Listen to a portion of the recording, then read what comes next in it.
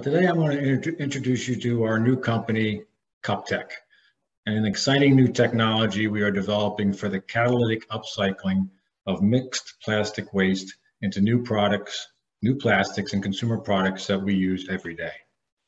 Next slide, please. Today there is a significant and increasing problem with inadequate supply of recycled material for new plastics.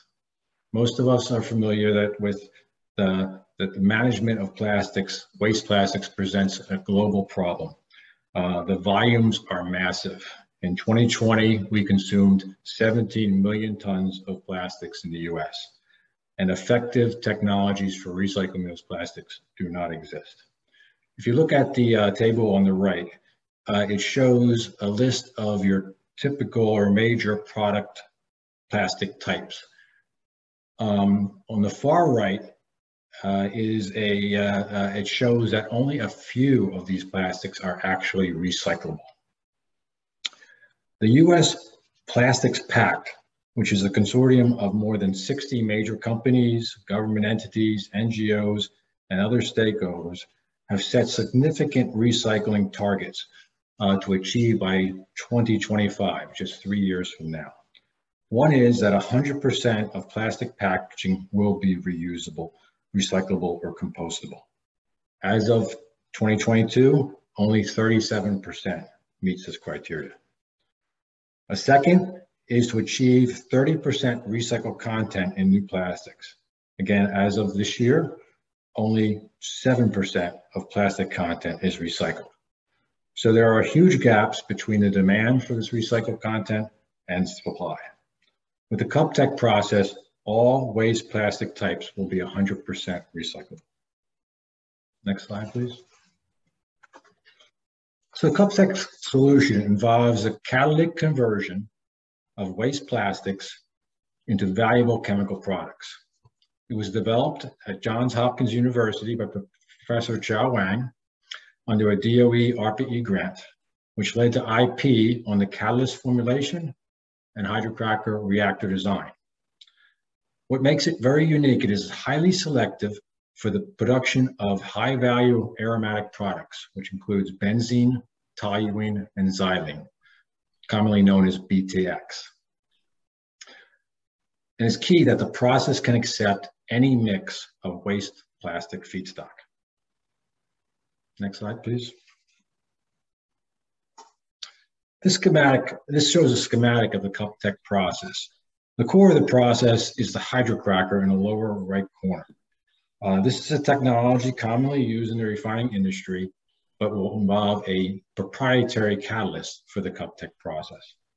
Based on lab scale testing, it achieves a very high conversion of the carbon content of the plastic, greater than 99%. It is also very selective for the production of the BTX products, 50 to 80%.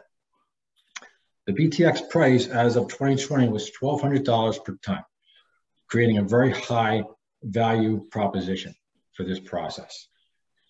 Also, preliminary economics based on Aspen Plus modeling shows a 50 to 75% profit margin.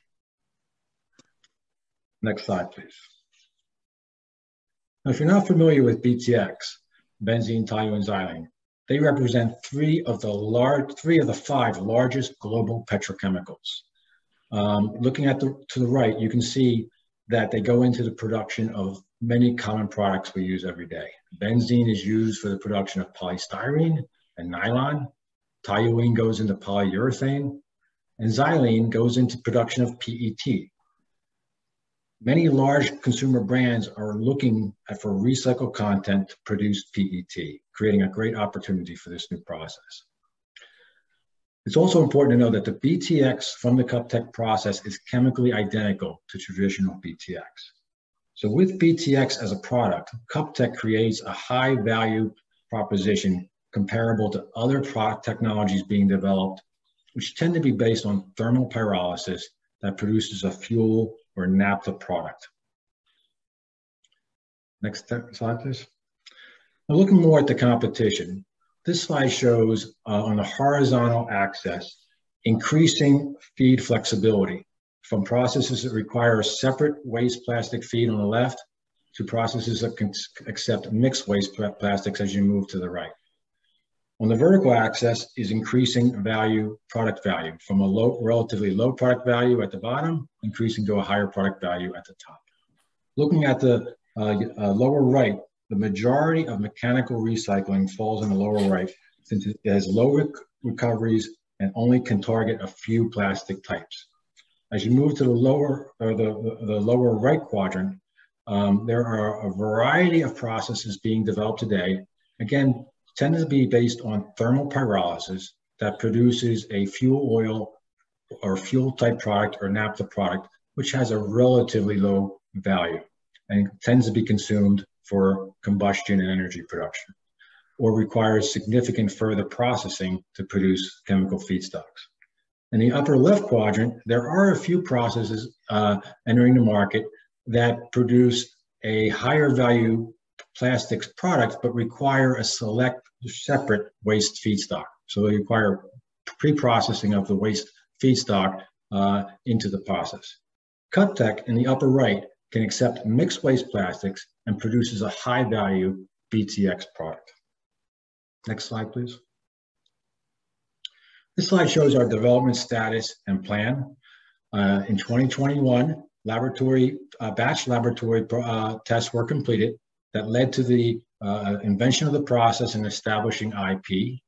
Earlier this year, upgrades to the laboratory apparatus enable continuous flow at a 1 to 10 kilogram per day capacity, and we've completed extended multi-day runs that have led to further optimization of the process.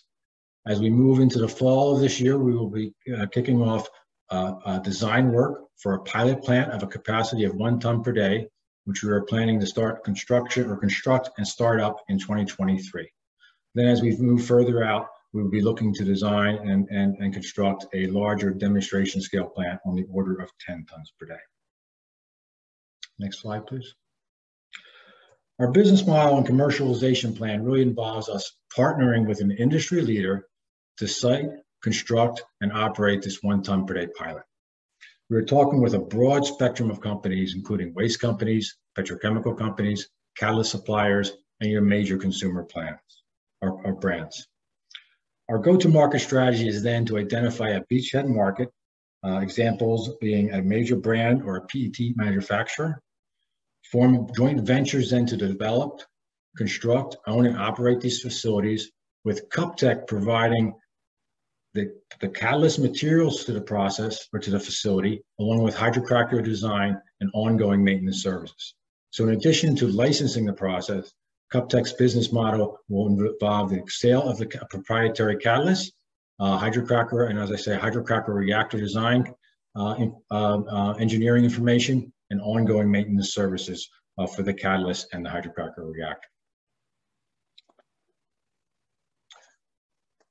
In addition to myself, our team consists of Professor Chao Wang, the inventor of the process at Johns Hopkins University. We also have 2 advisors, Larry Black, a former or retired executive from Waste Management, and Bob Gaddy, a retired executive from Grace. A little bit more background on myself. I have a 35 plus year career in waste energy. I was responsible for R&D at Covanta for many years. In that role, I looked at many processes involved targeting the recycling of waste plastics.